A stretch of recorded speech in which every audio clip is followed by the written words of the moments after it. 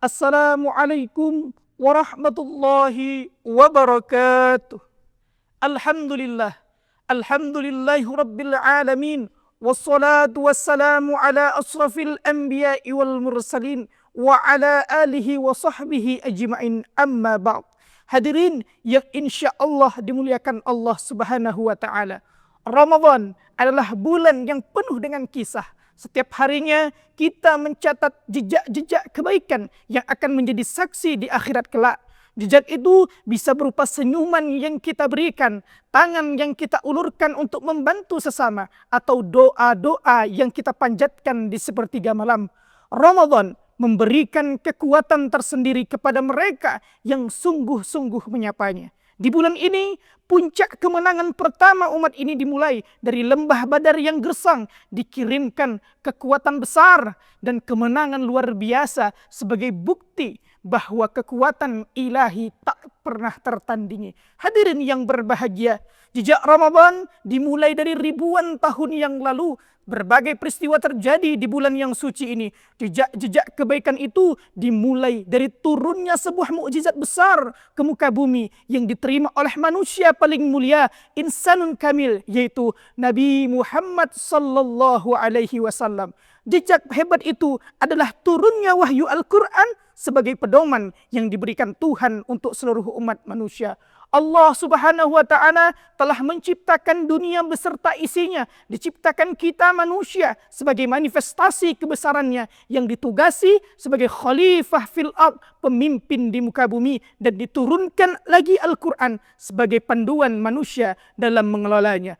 Jejak kebaikan inilah yang pertama kali mewarnai kehidupan Nabi lalu ditularkan kepada kita sebagai umatnya. Hal ini sebagaimana difirmankan oleh Allah di dalam Al-Quran. Syahrul Ramadan alladzi unzila fihi al-Quran hudal linnas wa bayyinatin minal huda wal furqan. Yang artinya bulan Ramadan adalah bulan yang di dalamnya diturunkan Al-Quran sebagai petunjuk bagi manusia dan penjelasan-penjelasan mengenai petunjuk itu serta pembeda antara yang hak dan yang batil. Quran surah Al-Baqarah ayat 185.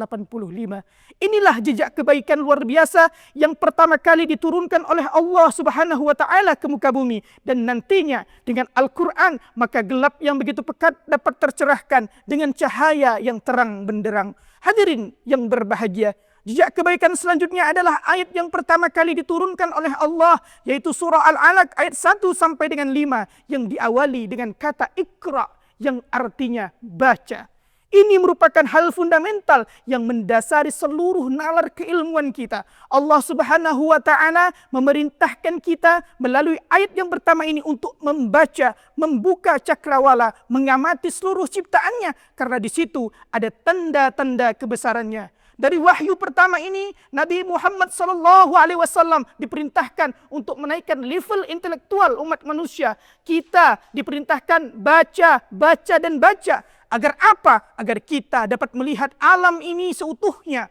Maka daripada itu, bulan Ramadan mengawali jejak kebaikan dengan turunnya wahyu pertama. Dan sebagai tanda, bulan ini sebagai bulan intelektual.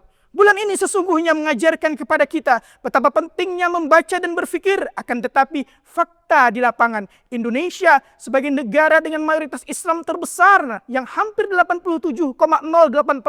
Tetapi berdasarkan hasil survei UNESCO, minat baca masyarakat Indonesia hanya sekitar 0,001% atau 1 dari 1.000 orang. Menunjukkan bahwa minat baca di Indonesia sangat rendah. Padahal Islam merupakan agama yang sangat menganjurkan membaca, dan inilah yang harus menjadi semangat kita di dalam Ramadan, bahwa jejak-jejak intelektual keilmuan dimulai dari bulan yang berkah ini. Hadirin yang berbahagia, membaca adalah cara kita mengasah akal, menghaluskan jiwa, meluruskan nurani. Lebih-lebih kita membaca Al-Quran yang merupakan pedoman hidup yang diturunkan oleh Allah subhanahu wa ta'ala, yang mana ganjarannya akan berpuluh-puluh kali lipat digandakan. Mari kita mulai menyadari bahwa budaya membaca merupakan perintah ilahi yang diwariskan oleh nabi-nabi, dan jejak-jejak kebaikan itu telah diturunkan di bulan yang mulia ini. Mungkin itu saja yang dapat saya sampaikan. Lebih dan kurang mohon dimaafkan. Wallahu muwaffiq ila aqwamit thoriq. Assalamualaikum warahmatullahi wabarakatuh.